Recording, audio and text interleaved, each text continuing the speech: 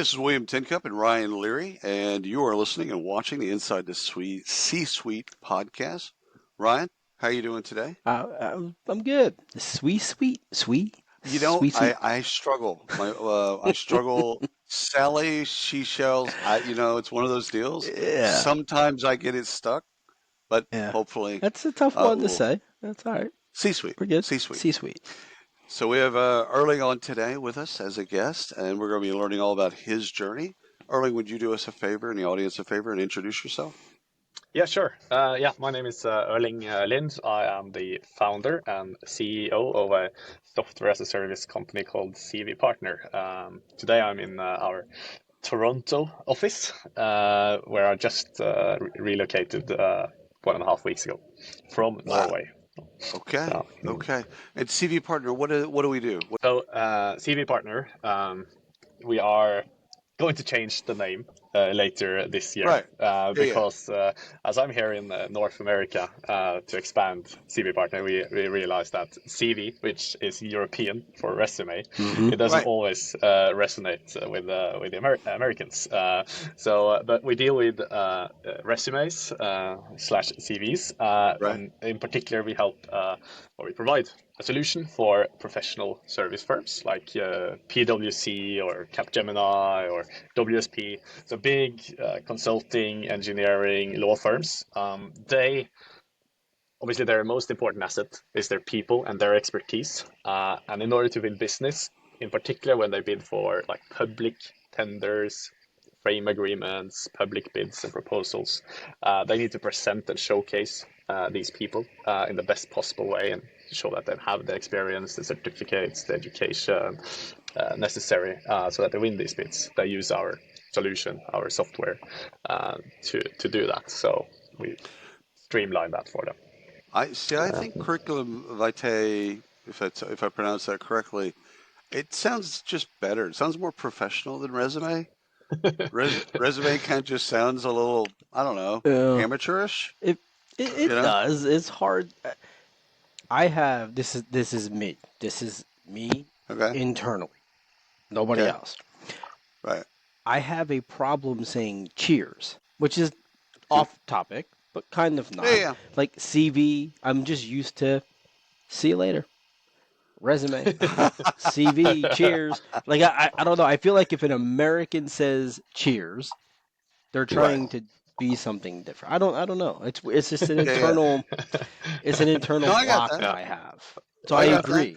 The name yeah, Well, change is for probably a good well, thing. for years, yeah, the only people yeah. that would say CV or curriculum vitae were educators here in the States. So the time in the times that you or scientists Yeah, in the times exactly. that you'd meet somebody that had a CV, it was a multi-page, multi-thing because of research That was a and CV. publications and all that is a CV. And I think the resume became popular because it was so like, okay, it's one page. Yeah, If for you the can't fit it common on one folk, page, we have yeah, resume. for the common folk. All the other folks that aren't common, you've got something else. You But have a CV. I've got a resume. It's all good. no judgment, no judgment. All right. So when did you found the company?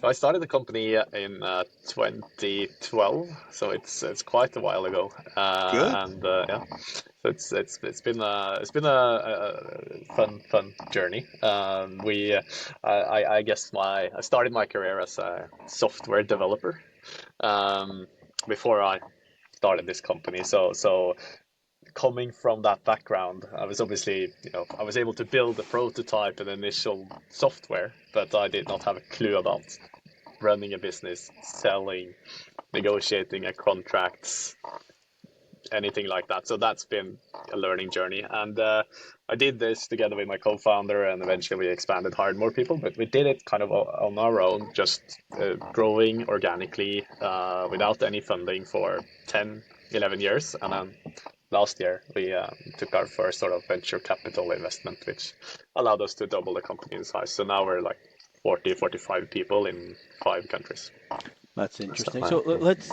I know we're going to talk about you and your journey, but let's start there with funding. there's a lot Yeah. of people that listen to this show that are founders, first time founders, maybe even second time. They've gone through some, their first couple didn't work out, but they're contemplating the idea of funding. Yes. Do Hmm. I do around the funding? Do I want to give up part of my company? All of those battles that we hear about on Shark Tank and all these other shows, right? Exactly. You made a comment just now. You said we took funding, we doubled the size of our Yes. company. Talk about that a little bit. Is that something you wanted to do or should have done earlier? Was it just the right time? What was the process in your mind there? Oh, it was. I mean, obviously, we contemplated and debated this for 10 years before we did it.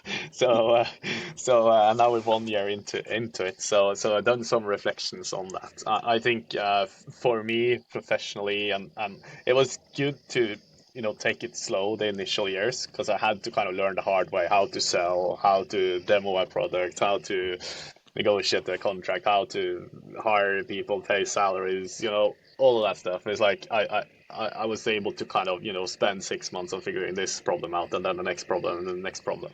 But at some point, I think we got to a point where okay, we actually have some plans now. If we do this in our own pace, where the only funding is obviously getting new customers, which by the way that was a good thing for 10 Right. years to actually Hmm. like, okay, we want to do this, but before you can hire this person, we need to fund it. So what do we need to do? We need to get another client. And that was a good focus, healthy focus to have for a business, I think, to chase clients, not investors. Because we did see some companies get sidetracked. They only chase investors, and then Right. you need to have clients. I mean, essentially, you do need to have happy clients to have a healthy business and sustainable business over time, even if you get funding. But we just saw that okay, we have these plans. If we do it on our own, it's going to take 3 to 5 years. If we get this funding, we can do it in 6 months, 12 months time. So that's what kind of made us do the decision. So there's been learning, and then we've been this last year we learned a lot how to spend that money wisely, but all in all, it's been the right decision for us, and definitely kind of shifted us to another level. I think that's also when you get some external people into the board and things like that. You do get some new input, and you Sure. get potentially people that have experienced and seen other journeys, and then they can compare and help you calibrate a little bit. What I Yeah. love about this, Erling, is that 10 years of bootstrapping, you'll learn physical discipline. Yes. It was forced on you because you Mm. could only do so much with client revenue. And so I think, you were in a better position to take on a round of funding because it's not like you were going to go crazy with money. Yeah. Your investors are going to help you, but you're Yeah. also already kind of trained yourself, you and your co-founder, you already kind of trained yourself on how to not go crazy with money. And Exactly. so I think that's going to help you with your success and your growth. Um, Yeah, yeah, we definitely kind of know how to do that, and then even if we we yeah, lose track of that for some time, we know we can always yeah, go back and find it. So that's been very helpful. I think timing wise, it's like after 10 years, like it was the right time for us, right. the founders, the business. But could we have now that we've done it? Could we have done it sooner? Yeah, maybe a few years sooner, but not like 10 years sooner for us if that wasn't the right journey. Maybe Could, we could have done it a Mm. few years sooner. And could, then, coincidentally, like, we raised money in 2023. If we had raised it in 2020 or 21 when it was crazy right, valuations, right. the COVID pandemic that kind of inflated the valuation of software companies, then we probably would have gotten a lot better Oh, deal, like valuation wise. So you'd that's have got yeah, you'd have. Here's the deal, though. You would have gotten a better deal on valuation then, but if you do a second round, you'd have got crushed. exactly, So those exactly. that raise Right. money that are having a hard time raising Yeah, again at that valuation, much less a higher valuation. So to absolutely. Yeah. raise in 23, Mm. it was harder. It was harder, probably more painful. The valuation was lower. But the next time you do a raise, let's say the economy does better, which I think it will, your next raise, you'll raise that valuation, and I think it'll actually prove to be a good thing, not a bad thing. Did you have board meetings Uh, before? But we did we you have did. some non or independent board members or anything like Good No, question. that? Not really, not really. I mean, mostly it's been like the founding team, Yeah, and of course, yeah. So we had board meetings, but was it a dinner? Was it a board yeah, meeting? You Hmm. know, yeah, and yeah. Yeah. We're so, gonna Yeah. we're gonna go to Switzerland and have a retreat. It's a board retreat. We That's a do a great little question, though. skiing. That's a great question Oh because yeah, there's so many companies that are small. They're like, ah, we don't need this. Oh, well, we do, but we don't. And I think, and William, you have more experience with this. uh, That can help accelerate your company for oh, sure. 100%. yeah, Yeah. yeah, I think as a small business, having a board of advisors, Yeah. because the board of directors, because of it's in the states, the fiduciary duty. There's all kinds yeah, of rules, and it's a little bit harder because actually the board runs the company. The management team and the executives don't run the company. They're agents for the shareholders. And so there's all kinds of rules and all kinds of legal and minutes have to be taken. There's all kinds of things that have to happen. Whereas a group of advisors, and Ryan, this is probably us Hmm. talking to ourselves, surrounding yourself with a group of advisors giving you advice, Right. but not having that fiduciary duty, I think is wise. Erling, I know Ryan wants to go backwards, and I think it's probably wise that we do, so we learn a little bit about your journey. Let's go back to I don't know, 16, 17-year-old Erling. What did you want to be? What was your dream to be in life? no, A that's a Viking. very good question. Yeah, yes, yeah, yeah. You did I think mention you did mention Vikings earlier, and to some extent that's probably influenced me slightly. So I grew up in this small seaside town in Norway. Well, we had this like big hill where it used to be a Viking ship that's been like dug up Nice. and Nice. pulled up from there. I also grew up with lots of stories about shipping, mm-hmm. whaling, which obviously is not Yeah, politically very correct these days either, but as the Vikings, but also like polar expeditions, like right. all these like adventures. Was once a team from my city that they were going to Yeah, start. Uh, Production of tinned turtles on Galapagos, yeah, which ended pretty badly. But all these like adventurous stories I think influenced me a bit, and also I was like always maybe not at 16 years of age, but younger than that. I always like loved building things like Lego model yep, airplanes. Really loved building things. I think by the time I was 16, I think it was more like computer games, slowly started learning how to program, build websites, stuff like that. So I think those two kind of influences from my childhood, like building things and exploring, or that, or expeditions like that. That's kind of where the building a company, being an entrepreneur, probably started shaping me a bit. And I remember, obviously, when I was applying to university, I had this like it's probably a very different system in Norway than in the US, but you basically got like this big catalog with all the universities with all the classes, Hmm. and you had to. There was like in order to get in, you had to have like certain grades, and there's like they were all like different criteria to get in. And I remember I checked one of them, submitted it in the mail, and my dad was like, "What? Are you like just? What happens if you don't get in?" It's like, "Are you just only did one thing?" I was like, "Yeah, it's the only thing I want to do." I will And get that was in, Dad. Don't worry. that was computer science. I guess to some extent I was determined to get And into the the rest is the software history. business. Yeah. Yeah. So when you were around 16, started to get into development, build websites, Yeah. all of that, did you have influences there that said, because you mentioned the influences there drove you into entrepreneurship. Did you have Yeah. influences around you, other businesses, family businesses that drove you that way? Or was this something you picked up when you started to, I think all of us had this at this time, we're all about the same age here. You start developing websites. "Oh, I can sell this. I could do this stuff, right?"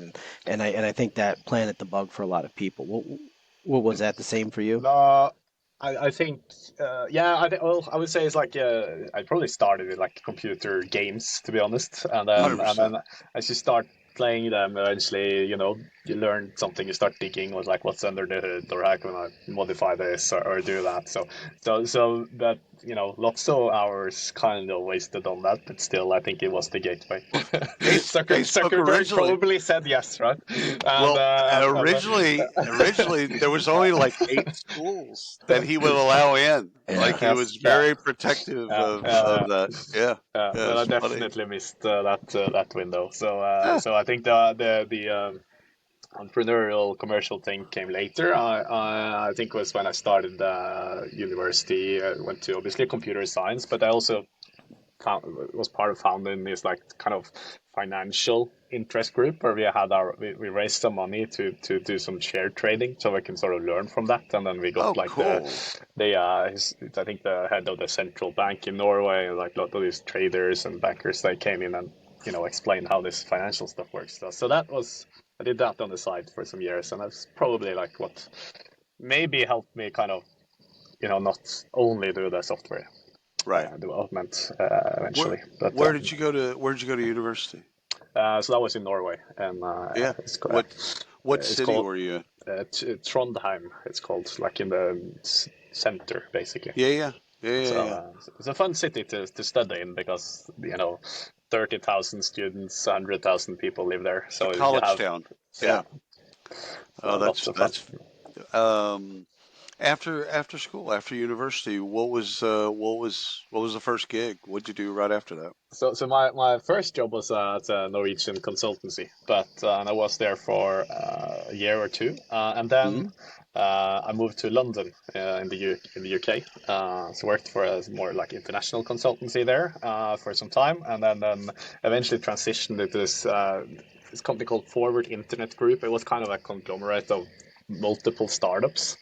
So this was heavily influenced at the time, I think, by um, all these kind of startup books, like the Lean Startup was very, Hmm. very on the top of the hype at the moment at that time. Everyone, you just start with something, you iterate, get feedback, adjust, pivot, Right. eventually becomes a business, which was kind of what I did in the end, and how I ended up here. So yeah, Was it technical consulting? Like I yes, would yes, assume yeah, with your there was background. IT, software, absolutely. Okay. But I learned a lot there. Got to work with some really, really good people, and our CTO at the moment, John Spalding, I worked with him there. So that's our third hire. Even though we were a Norwegian company, our third hire was in the UK.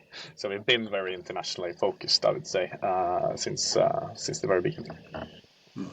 Now, what time frame are we in here? Because you mentioned pre-Facebook for your fun Yeah, stuff, that's a right? long time ago. That was a long Yeah, time ago. yeah. So now your consultancy, where are we at here? Are we close to the journey? Yeah. Now we're like 2011, probably. Yeah, Okay, so 2010, we're like 2011. right Yeah, there about to set off on the journey. What exactly. pushed you over the edge? So I think it was a combination. So I moved back to Norway.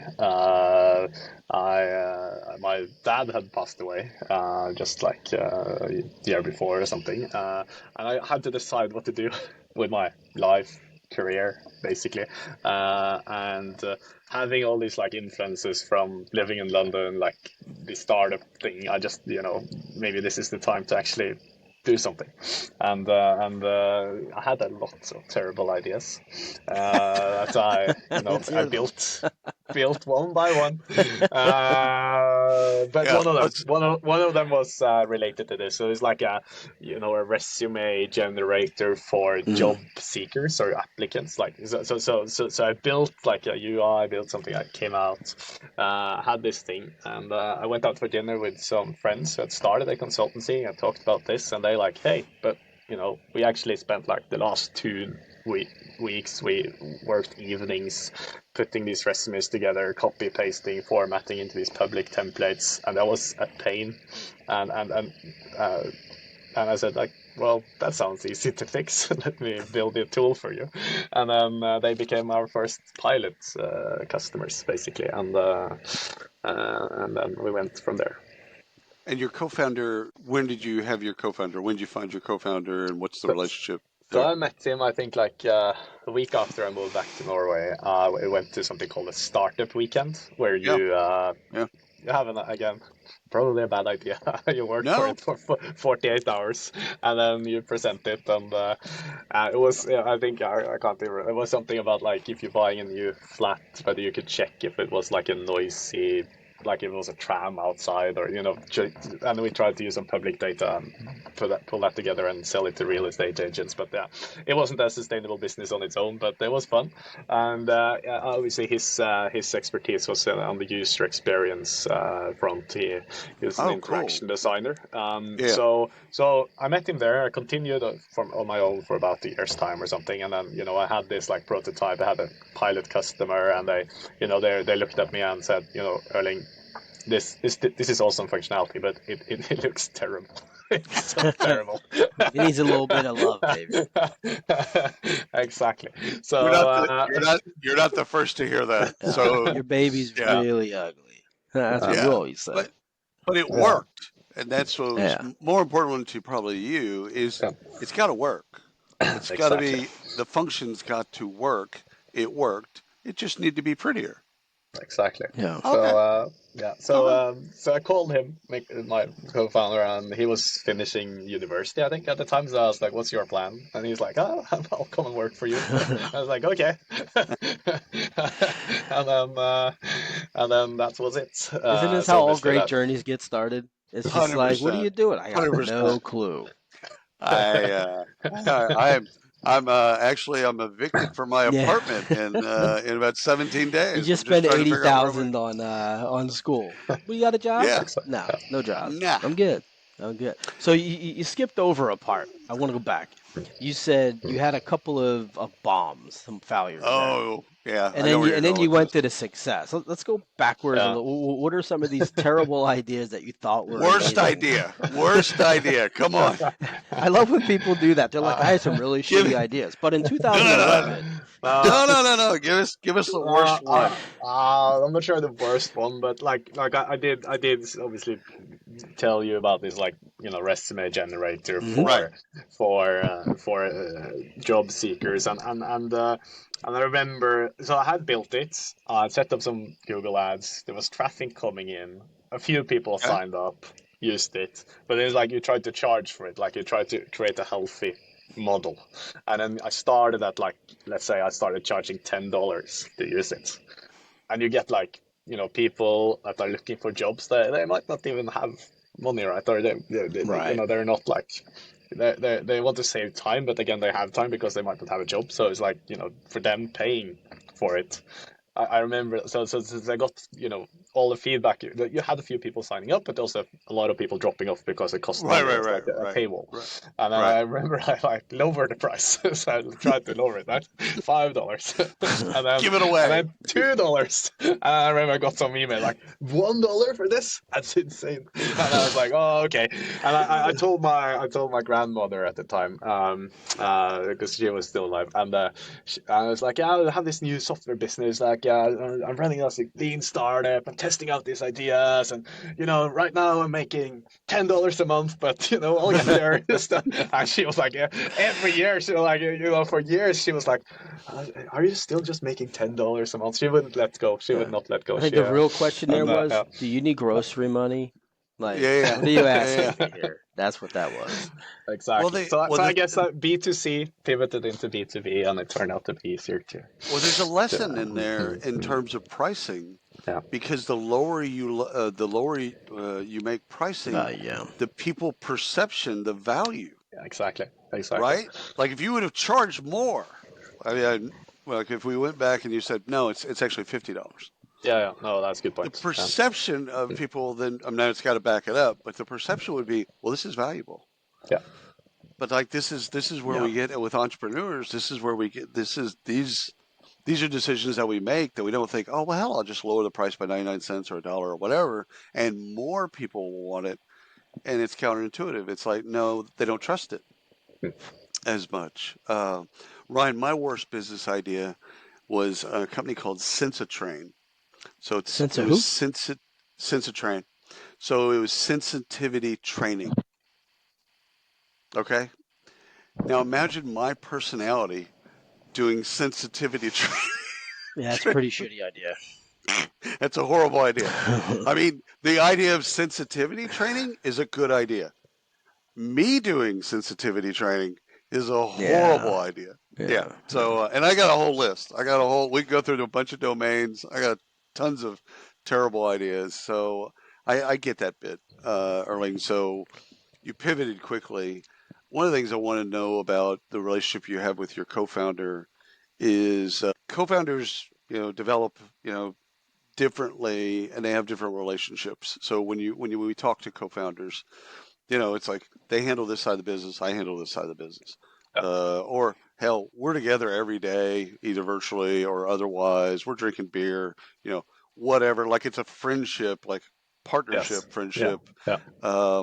And there's no right or wrong. It's just what's the relationship that Right. that you have with your co-founder.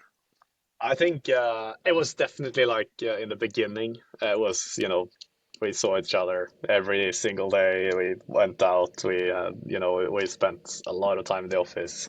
It Right. was, we we even, woke up in the office sometimes instead Mm-hmm. of back to work. Right?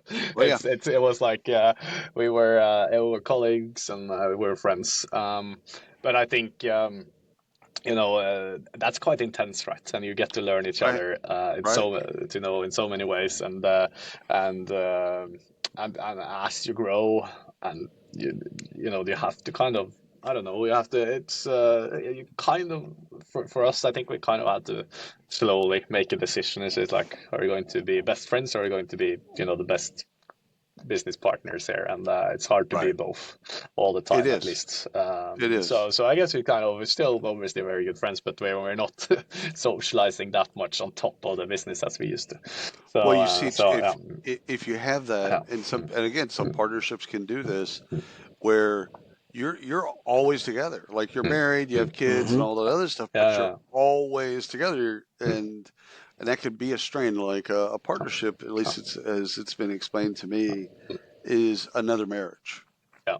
Yeah, it's yeah, definitely my, at least my spouse, she calls TV partner my sort of third child, so and it is definitely Yeah. like that. So yeah. Well, let's get into. All right. I like motivation. I like to understand what's the motivation behind you. So you've had down, you've had ups, right?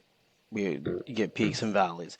What's that Yeah. motivator that you look back to say, let's keep going? And not necessarily looking Yeah. at faith and things like that, but from a business perspective, what Yeah. continues to drive you? Yeah. Yeah. Great question. I guess I mean, I know like the overarching thing, I think, is the building something. So for me, it's like as long as I can see a path to it, kind of us getting to the next stage, whether Mm-hmm. that's in kind of growing the business number of customers, of course, is a metric, and the money coming Right. in and all that, but essentially it's about building it and building it bigger. And I think and that also links with me obviously developing personally, learning new things, and mastering that. But I would say it's like also it's the beginning is like the first year was about obviously building a product that someone wanted, getting the first customer. Our first customer, they were 80 employees or something. They didn't pay us that much, but it was like validation, right? It was validation. And then we chased the next customer, so we get your second customer. And then at some point, it was about getting the first sort of slightly larger customer, right? And when that happened, it was about getting the first Swedish customer, and then That's the just first it's you Danish just one. And you're then, just yeah, setting new goals. You reach a it's, goal, and then you just set it Right. right away. You just set a it's new goal. exactly, and it's a little bit like that. I'm sure you read this, like 7 habits of highly successful people, and Mm-hmm. it's like that sort Right. of circle of influence that resonates with me Yeah. because you kind of sometimes things are just they're out of your reach. It's like it's too far away. But Right. as you grow, you get to do more stuff and seek those bigger and bigger I opportunities. think So yeah. competitive people are wired this way. So Ryan, you went through a phase where you're competing and kind of strongest man competitions, etc. So you've spent a fair amount of time in the gym. I've got a younger son that's in cross country, and last night he ran a 7 minute mile. Oh, that's And awful. so he gets done with his mile. He gets done with his mile. He's drenched, and he goes, I'm gonna beat six. I'm gonna beat that by 10 seconds tomorrow." Like that's his first thought before he even That's has impressive. water. Is he That's impressive. crosses the line and he's like, "I'm gonna beat that by 10 seconds tomorrow." I'm like, Hmm. I'm not necessarily wired that way, but it seems like you and Ryan are wired that way. Like you set a goal, and the moment you hit that goal, you're like, "Okay, new goal." As long as it's not running, you lost me at Exactly. miles. No, no, no, no. But yours was weight. Yours was weights. And, it seems like you and Ryan are kind of built that way. That you reach a goal, and all of a sudden you set that next goal. And okay, once you get to that goal, it's like okay, the next goal. And I mean, not every entrepreneur does that. That's not the wiring of every entrepreneur. Um, what are the question that I have is, what are the types of people that thrive around you? Like, what do you need? Like, you know what you do and what you're good at. Yeah. What do you need around you? So I guess I need obviously the user experience, the sort of Yeah, more yeah, yeah, creative yeah, part, right? yeah, Uh, yeah, and then yeah. I would say my sort of right hand, Astrid, she's our COO. Mm, She loves planning and having order. So I like I like facts. So I'm a yeah, I had a, sort of yeah. computer You're a science. So I scientist. like, Yeah, yeah. Hmm. 0 and 1 is, I like that sort of, that's easier for me, like to deal with. It's true or false. Yeah. But still always chasing that next goal. Once I kind of figured out enough details in my head, that's enough for me. I can just go. I don't need to ponder on it for a long time. So someone who can sort of, clean up a bit of the mess and plan a little bit ahead sometimes, and that's super helpful for me. And This I think yeah, it sounds very familiar, Ryan. Does this not sound very familiar? That there's people that loves like I'll just give myself. I love strategy. Yeah. I hate tactics. Like I get He's bored the when it idea gets guy. tactical. Yeah. yeah. Yeah, Here's this and I amazing just idea. All right, I'll see you tomorrow. but I was a horrible consultant because I would give people the advice, and then they wouldn't take it, Yeah, and it would wreck me because I'm like I told you how to do the thing. Like all you got to do is do it. yeah. And so I was a horrible consultant. Mm. But tactics, I've grown more appreciative at this point in my career. I appreciate people that can do tactics. Yes, That can live in that project management software. That can actually live in the weeds and do exactly. the Yeah. things that I don't even think I can do. I mean, it's easy for me to say that I don't like it, but I don't even know if I could do it even if I tried. Exactly. And yeah. I also think I'm kind of better at leading than managing. I the people that report to me, I think they thrive best when I can set the direction and they can Right. sort of go with that, and then they Yeah. can manage other people. But if you need like a lot Yeah. of sort of hands-on management, then I'm not always there. I'm chasing the next I'm a thing, or I'm horrible. Yeah. traveling, or it's I think that's this is a. I, This, I'm a horrible manager. I'll just say it out loud for the public. Horrible, horrible yeah. manager, and it's just not in me. It's, So it's anyhow, it's a right? I'm good point sorry. though, because I think this is a point of contention for a lot of people. We've had this discussion a lot, Yeah. Erling, where it's like you're the top salesperson, then you get Yep. promoted to the sales leader, and exactly. you Yeah. suck, right? You're Yeah. really Yeah. bad at it, right? So, but maybe let's talk about that, 'cause I think we can all share war stories here, but since this is about you, we'll ask you leadership, leading the company versus managing the company. What's the big difference there, and how did you in your mind, other than just knowing, what was that Yeah. trigger that said I can never be a people manager? I've got to lead. So I'm not. I think obviously we've grown through phases, and we've always been sort of a very flat organization. We've not Right. really had that hierarchy. But as we're growing, obviously putting some more hierarchy in place. And I guess it's just through learning, having different people reporting to me. I kind of, when someone, comes back and asking a bit more for that sort of day-to-day follow-up, or, I have to help people book their things or manage their time, or stuff like that. I'm not good at it, so I get feedback that they're not getting enough of it, and also I don't like doing it. So I think that's the realization, really. And then, but I also started to realize that people have different needs, and some people are good I, at leading, some are good at managing, some are good at their job, and that's all fine, right?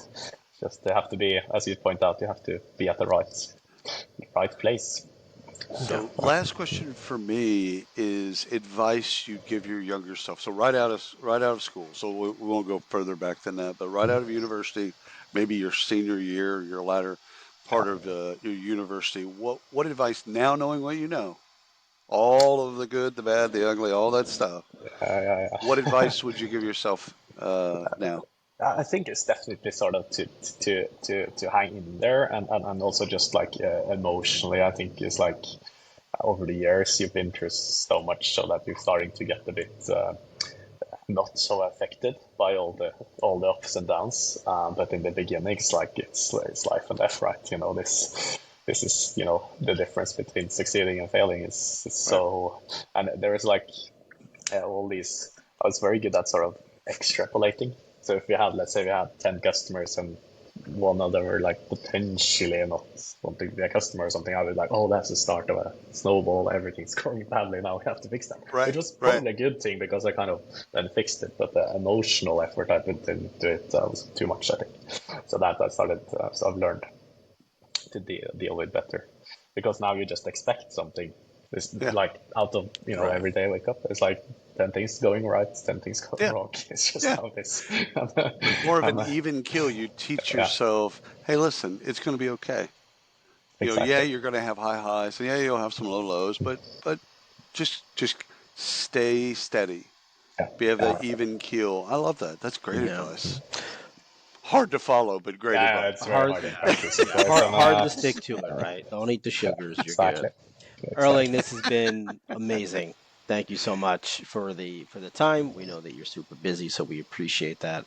But if you're still listening, watching, subscribe, like us everywhere, and if you have a moment, give us a little review. That helps us just a little bit every time. And Erling, thank you so much. We appreciate your time.